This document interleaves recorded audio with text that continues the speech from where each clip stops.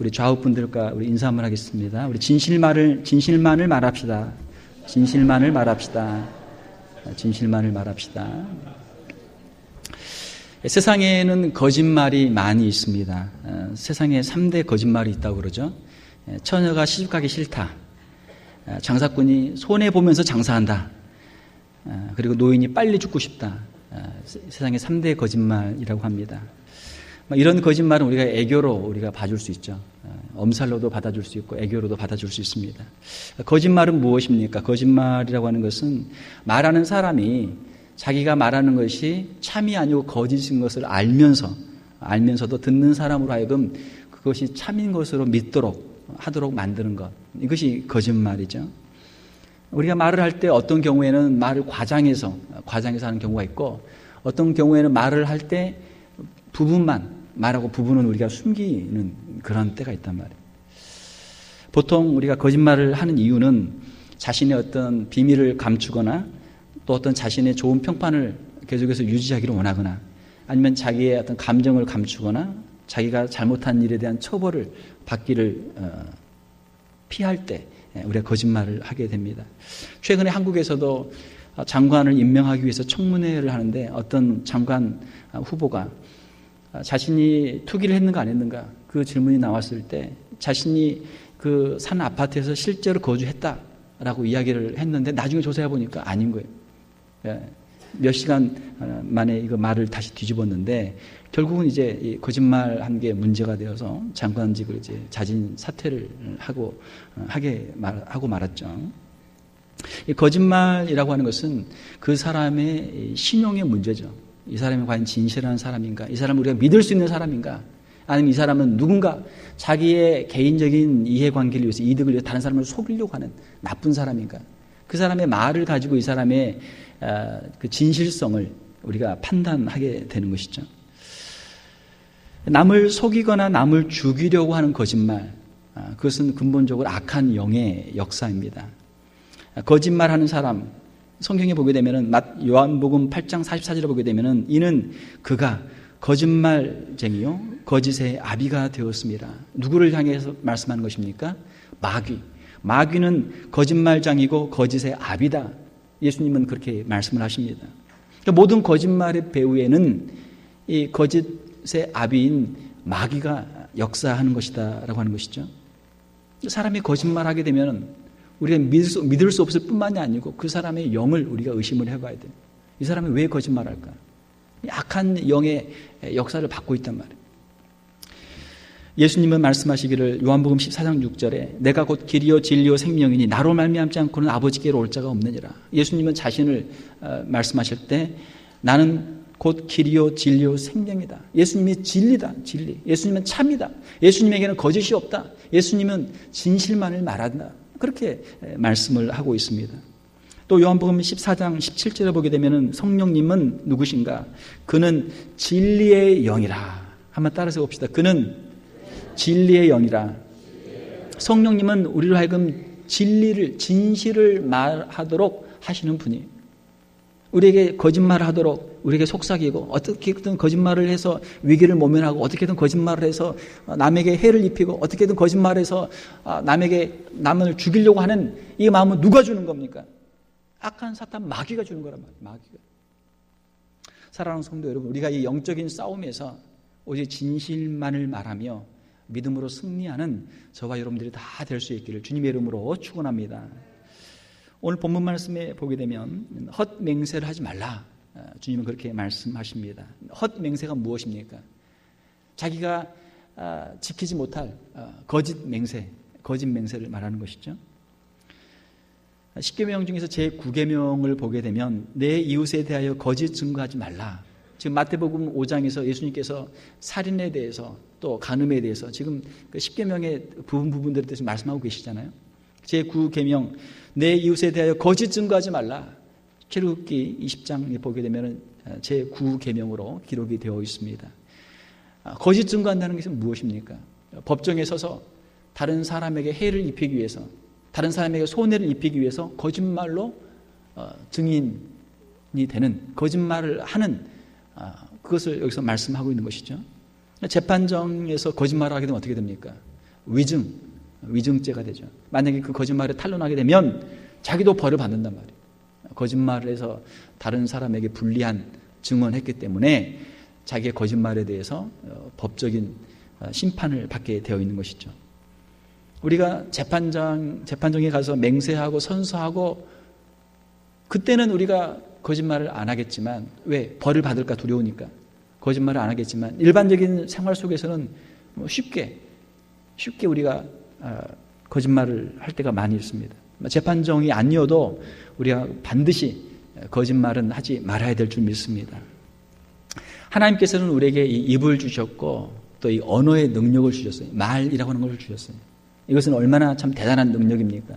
인간이 이렇게 훌륭한 문명을 이룰 수 있는 그 모든 것은 다 이 커뮤니케이션, 의사소통과 교육과 의사전달과 서로 협동을 통해서 이 문명이 만들어진 것이죠. 이 자연에 많은 생명체들이 살고 있는데, 동물들이 있는데, 간단한 소리를 지른다랄지, 무슨 모양을 한다랄지 해서 위험을 알리고 어느 정도의 신호는 보내지만, 인간들처럼 이렇게 고도의 복잡한 언어, 말을 통해서 서로 커뮤니케이션하고 이런 문명을 이룬 그런 동물은 없잖아요.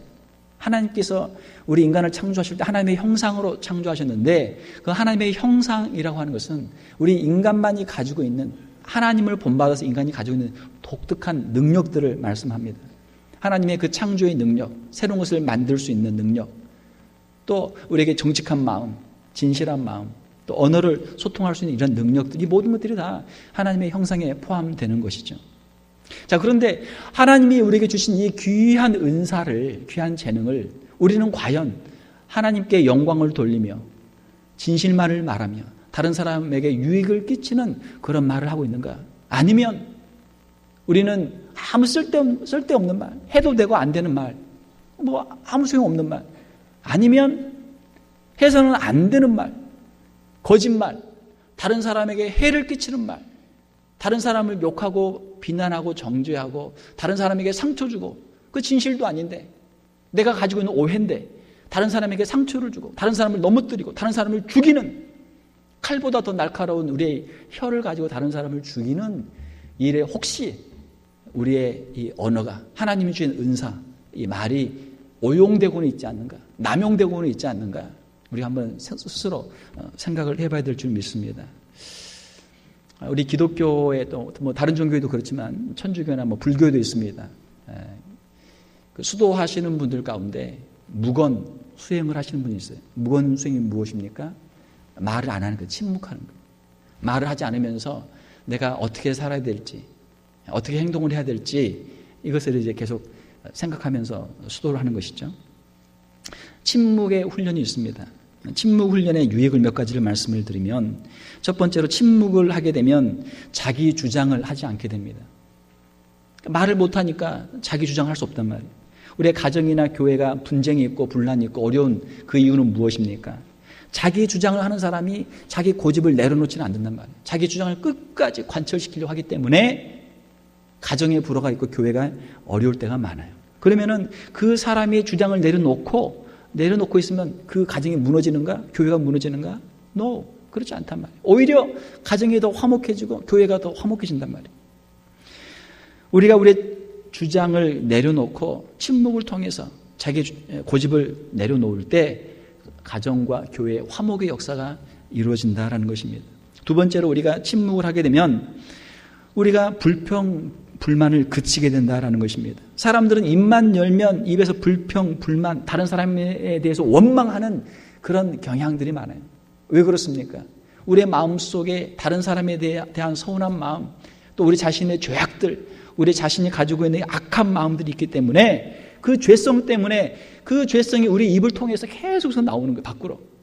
끊임없이 나와요. 끊임없이 우리 입에서 독이 나오고 다른 사람에 대한 저주가 나오고 원망이 나오고 끝없이 우리의 입만 열면 그런 악한 불평과 불만이 나온다는 것이죠. 한번 여러분 침묵을 하면서 한번 보세요. 내가 과연 지금 무슨 말을 하려고 하는가? 이 말이 지금 다른 사람에게 얼마나 유익이 되는 말인가? 꼭 필요한 말인가? 침묵을 하게 되면 우리가 불평, 불만할 수 없습니다. 비록 마음속에는 우리가 가지고 있더라도 그걸 밖으로 표현할 수가 없어요. 그래서 어느 정도 침묵을 하게 되면 우리 입을 통해서 다른 사람을 험담을 하고 다른 사람을 비판하고 저주하는 그 일을 그칠 수 있는 유익이 있다는 것입니다. 세 번째로는 침묵을 하게 되면 다른 사람의 말을 우리가 더 잘 이해하게 된다는 것입니다. 우리는 다른 사람의 말을 잘 듣지 않습니다. 다른 사람의 말을 끝까지 듣지 않고 자기 생각대로 미리 짐작해서 생각하고 판단하고 일하는 경우가 많아요. 제가 어떤 분의 이야기를 들었는데 옛날 이야기입니다. 어떤 가난한 총각이 살았는데 부잣집에 처녀가 한 명 있어요. 부잣집에 처녀가 있는데 부잣집에 처녀가 시집을 못 가고 있어요. 그런데 어떤 중매를 서는 사람이 총각을 찾아왔습니다. 어떤 부잣집에 처녀가 있는데 혹시 그 부잣집에 장가갈 마음 없느냐? 아니 가난한 총각이 얼마나 횡재입니까? 아니 이런 자리가 다 들어오다니 좋다고. 그러면 한번 그 처녀를 한번 가서 보고 마음에 들면 오케이 나한테 사인을 주라고. 그러면 이제 혼례를 진행하도록 하겠다. 자, 그런데 중매쟁이 한 가지 말을 하는 거예요. 그래서 혹 어떨지 모르니까 잘 보라고. 혹 어떨지 모르니까 잘 보라고. 그래서 알았다고. 그리고 이제 손을 보러 갔습니다. 옛날이니까 이 호롱불 침침한데 집에 갔더니 그 처녀가 아주 다소곳하게 이렇게 다소곳하게 있는데 서로 이야기를 하는데 뭐 목소리도 아주 상냥하고 아주 좋아요. 그래서 총각이 마음에 딱 들었어요. 야, 내가 이런 부잣집에 장가를 갈 수 있다니 너무 좋다고. 이제 와서 중매쟁이를 만났습니다. 중매쟁이가 이야기하기를 그 처녀 너무너무 마음에 든다고. 꼭 그 집에 장가 가게 해달라고. 그래서 중매쟁이 다시 이야기하는 거예요. 혹 잘 봤냐고. 혹시 혹 모르니까 혹 잘 봤냐고. 잘 봤다고. 아무 문제 없다고. 빨리 장가 가게 해달라고. 그래서 이제 날짜를 잡아놓고 밝은 대낮에 결혼식 하는데 보니까 그 처녀 여기에 혹이 이렇게 있는 거 혹이. 중매쟁이가 하는 말이 혹 잘 보라고. 어떨지 모르니까 혹 잘 보라고. 이 총각의 귀에 그 말이 들어옵니까? 안 들어오죠. 안 들어오죠. 사람들은 다른 사람의 말을 잘 듣지 않습니다. 다른 사람의 말을 미리 짐작하고 자기가 다 알고 있다고 생각을 해요.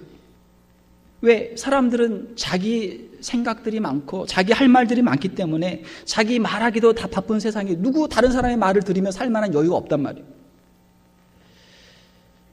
우리가 말을 하지 않으면 어떻게 됩니까? 말을 할 수 없으면 다른 사람의 말을 우리가 중간에 자를 수도 없고 그 사람의 말을 할 수 없이 끝까지 다 들을 수밖에 없어요. 사람들은 마음속에 하고 싶은 말들이 많은데 그 말을 들어주는 사람들이 없으니까 요즘에는 어떻게 합니까? 집에서 강아지 갖다가 또 애완동물 갖다가 또 화초, 꽃 갖다 놓고 거기다 이야기를 하는 거예요. 아이들은 장난감 갖다 놓고 곰인형 갖다 놓고 거기다 이야기를 하는 거예요. 아마 앞으로 그런 비즈니스가 생길 것 같아요. 사람 이렇게 만나서 그냥 이야기만 들어주는 거. 아무것도 하지 않고 그냥 이야기만 들어주는 거. 그냥 그러냐고. 그렇게 고개 끄덕끄덕 하면서 이야기만 들어주는 거. 그것도 아마 좋은 비즈니스일 것 같아요. 시간당 아마 몇십 불은 받을 것 같아요. 사람들은 자기가 말을 하고 싶은데 자기 말을 들어주는 사람이 없단 말이에요. 누구나 다 말을 하고 싶어요.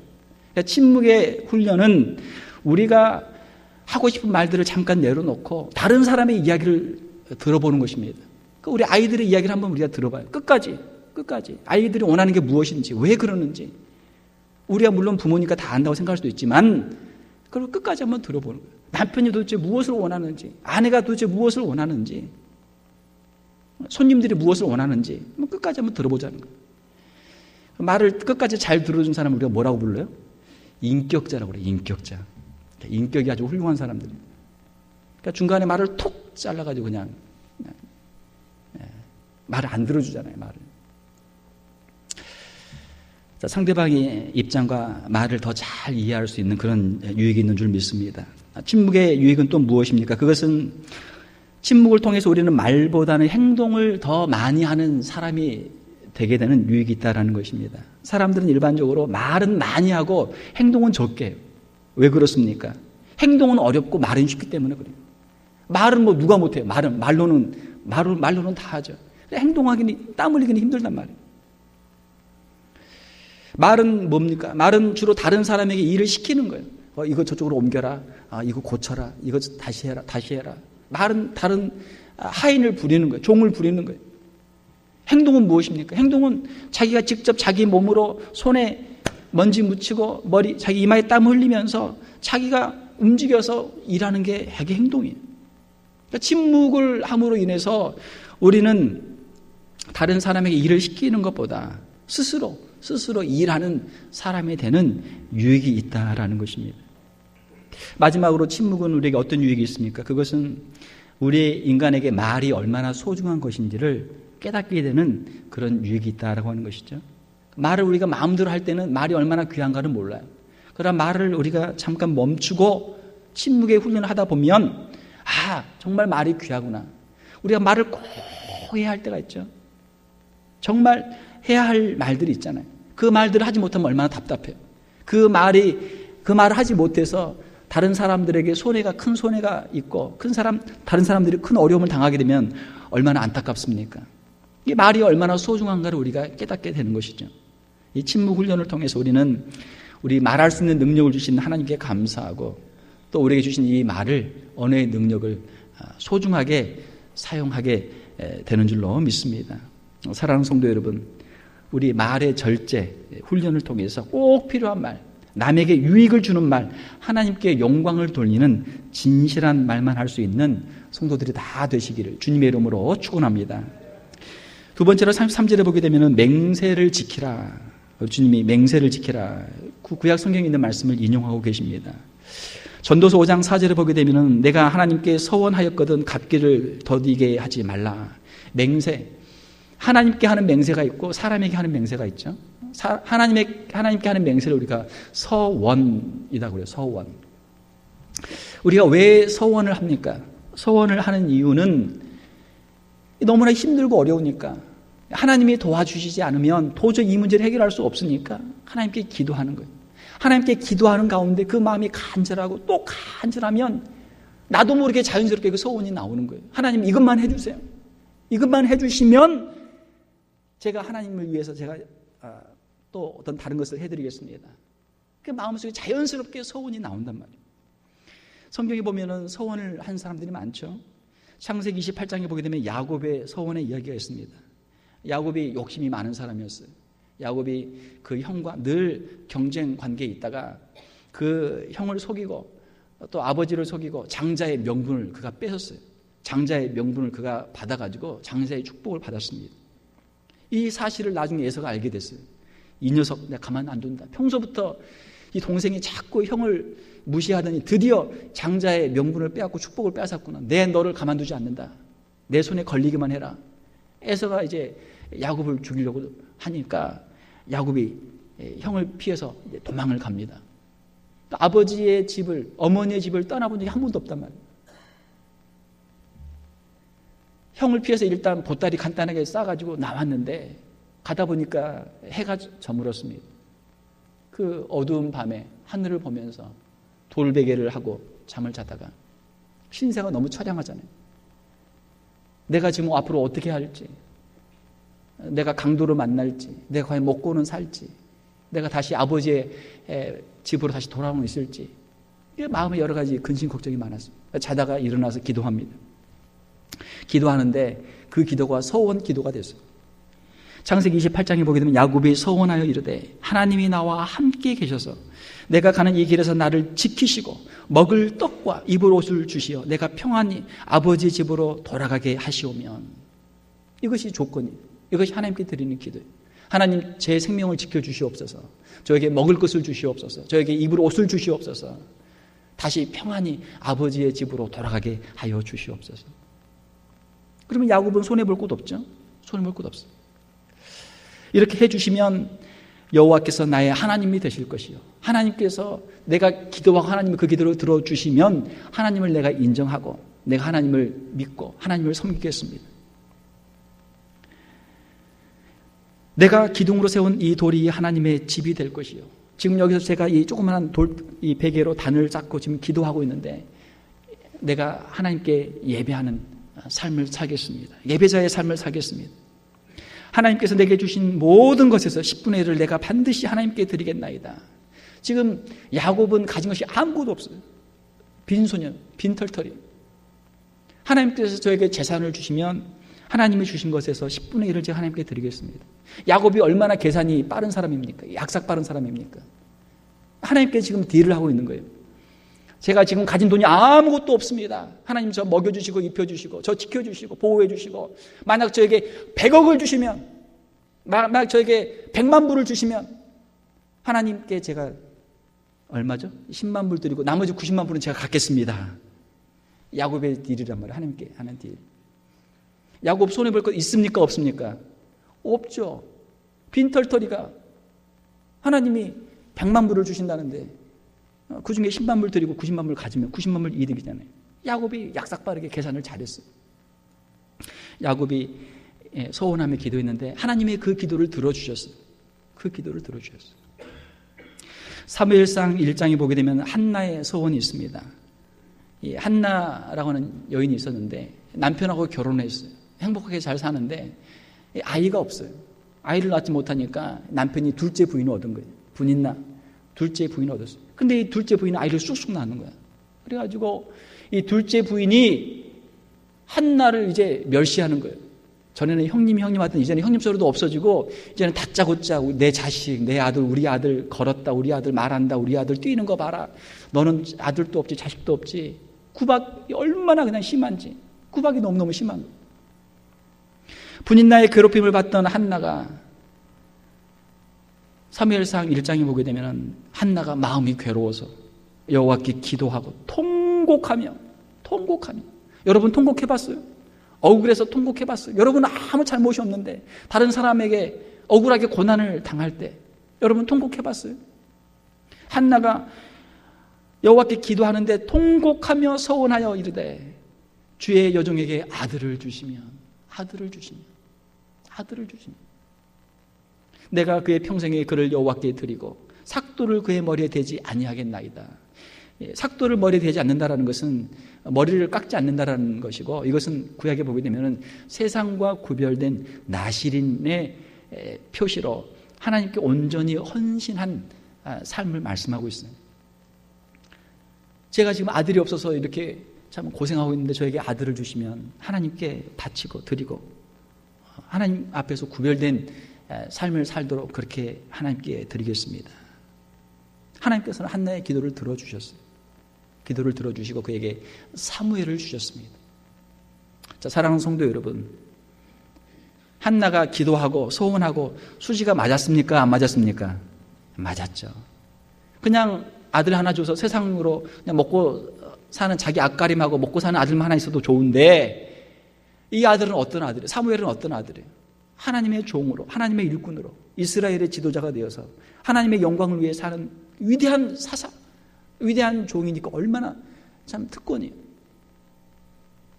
사랑하는 성도 여러분, 여러분들에게도 간절한 기도의 소원들이 있는 줄 믿습니다. 하나님께 여러분 기도하시고 간절히 기도하시고 하나님께 응답받는 저와 여러분들이 다 될 수 있기를 주님의 이름으로 축원합니다. 하나님께서는 절박하고 간절한 상황 속에서 눈물로 기도하면, 특별히 이 서원 기도를 하게 되면 그 기도를 하나님이 잘 들어주세요. 잘 들어주세요. 저도 어렸을 때 서원 기도를 했었습니다. 제가 고등학교 때 공부를 하는데 공부하는 게 힘들어요. 재미도 없고 힘들고. 그런데 좋은 대학교는 가고 싶단 말이에요. 그러니까 제가 기도를 했어요. 무슨 기도를 했냐. 하나님, 저에게 지혜를 주시고 총명을 주시고 건강을 주시고 좋은 대학교에 들어갈 수 있도록 하나님 도와주세요. 하나님이 저를 좋은 대학교에 들어가게 해주시면 제가 하나님을 위해서 일하겠습니다. 할렐루야. 제가 좋은 대학교에 들어가지 않으면 하나님이 별로 쓸 마음이 없는 것으로 알고 하나님의 일을 안 하겠습니다. 배짱. 하나님 뭔가 저를 통해서 뭔가 받기를 원하시면 하나님 저 좀 잘 되게 해주세요. 하나님, 제가 하나님께 11조 드리고 하나님의 교회를 위해서 제가 봉사하기를 원하시면 하나님 저에게 축복 좀 해주세요. 물질의 축복 좀 해주세요. 하나님, 우리의 자녀들을 통해서 오고 오는 세대가 하나님의 나라를 위해, 하나님의 영광을 위해, 하나님의 교회를 위해, 세계 선교를 위해, 복음을 위해 쓰임받기를 원하시면 우리에게 지혜로운 자녀들, 건강한 자녀들, 똑똑한 자녀들 주셔서 하나님 사용하여 주세요. 하나님께 기도하시란 말이에요. 야곱처럼, 한나처럼. 하나님 손해볼 거 없죠? 우리 손해볼 거 있습니까? 없죠. 우리도 없죠. 어차피 우리 인생 이렇게 살다가 갈 건데 언제 어떻게 될지 모르는 인생, 이렇게 살다 갈 건데 하나님께 기도하고 하나님이 복을 주시면 하나님께 10분의 1을 드리고 나머지 10분의 9는 우리가 쓰고 괜찮잖아요. 괜찮단 말이에요. 중요한 것은 우리가 하나님께 기도했을 때, 소원했을 때 그 소원을 우리가 반드시 갚아야 될 줄 믿습니다. 우리가 기도하고 소원하면 하나님은 주시는데 우리는 하나님께 그걸 갚지 못한다면 이건 딜이 안 되잖아요. 그러면 이건 계약 파기잖아요. 하나님은 그걸 가만두시겠어요? 하나님 가만 안 두시죠. 그러므로 내가 하나님께 소원하였거든 갚기를 더디하지 말라. 하나님께서 답을 주시고 나면 그때부터 마음에 이거 어쩌다 우연히 된 거지. 내가 열심히 노력해서 된 거지. 이거 아까운데. 그 마음속에 딴 생각이 든다. 딴 생각이. 그 소원을 안 갚아. 자꾸 뒤로 미뤄요. 우리가 하나님 앞에 드린 맹세, 소원을 반드시 갚아야 될 줄 믿습니다. 하나님이 그러면 더 복을 주시는 거예요. 더 복을 주시는 거예요. 또 우리가 하나님과의 약속뿐만이 아니고 이웃과의 약속도 잘 지켜야 될 줄 믿습니다. 그러니까 우리의 말을 좀 우리가 아껴야 돼요. 우리의 약속을 좀 아껴야 돼요. 맹세를 좀 아껴야 돼요. 함부로 약속을 하지 마라. 함부로 맹세하지 마라. 약속을 어기는 사람, 그런 사람과 비즈니스 할 수 있습니까? 없습니까? 비즈니스 할 수 없죠. 크레딧이 없잖아요. 믿을 수가 없잖아요. 신용이 없잖아요. 시간을 안 지키는 사람과 우리가 교제할 수 있습니까? 없습니까? 안 된단 말이에요. 시간을 안 지키는 사람. 남의 귀한 이 돈보다 더 귀한 시간을, 남의 시간을 함부로 뺏어가는 사람. 이 강도 아니에요, 강도. 이 사람이 과연 쓸만한 사람인가 아닌가 어떻게 알 수 있어요? 그 사람이 시간을 지키는가 안 지키는가, 그 사람이 약속을 지키는가 안 지키는가, 이걸 보면은 어느 정도 그 사람을 알 수 있어요. 세 번째로 진실만을 말하라. 34절에 보게 되면 주님이 말씀하시기를 도무지 맹세하지 말지니. 여기서 도무지 맹세하지 말라라고 하는 것은 34절 이하에 나와 있는 34절에서 36절까지에 있는 여러 가지 하늘이나 하나님의 보좌나 땅이나 예루살렘이나 자신의 머리를 두고 맹세하는 이러한 것들을 말씀합니다. 왜냐하면 이 당시 유대인들은 하나님의 이름으로 맹세를 하게 되면 그 맹세를 반드시 지켜야 되니까, 그게 너무너무 부담되니까 하나님의 이름으로 맹세하지 않고 뭐로 맹세해요? 여기 나와 있는 거 하늘로 맹세하고, 그러니까 좀 비슷한 걸로 하늘로, 하나님의 보좌로, 땅으로, 예루살렘으로 또 자신의 머리를 두고 맹세한단 말이에요. 그리고 나중에 하는 말이 이런 맹세는 지키지 못해도 괜찮다. 빠져나갈 구멍을 만드는 거예요. 빠져나갈 구멍. 주님이 하시는 말씀은 이러한 지키지 못할 맹세들을 하지 말고 하나님 앞에서 오직 진실만을 말하라 라고 하는 것입니다. 맹세가 중요한 것이 아니고 진실을 말하는 것이 중요하죠. 진실을 말하는 것이 중요해요. 영어에도 그런 말이 있습니다. Honesty is the best policy. 정직한 것. 정직한 것이 최선의 정책이다. 우리가 사람들을 만나서 좋은 인간관계를 맺기 위해서 우리가 좋은 말을 해주고, 또 때로는 우리가 자신의 어떤 이익을 위해서 거짓말을 할 때가 있어요. 처음에는 좀 통한단 말이에요. 한두 번은 통해. 한두 번은 야, 내가 머리가 정말 똑똑하구나. 나도 놀랬어. 내가 이렇게 똑똑할 줄이야. 저 사람은 속아 넘어가네. 야, 내가 진짜 똑똑하구나. 저 사람 바보구나. 그게 한두 번이지 그게 계속 됩니까? 안 된단 말이야. 안 돼. 한두 사람은 속일 수 있지만 많은 사람들을 속일 수 없고, 또 많은 사람들을 잠깐은 속일 수 있지만 많은 사람들을 영원히 속일 수는 없다는 것. 이것이 세상의 이치죠.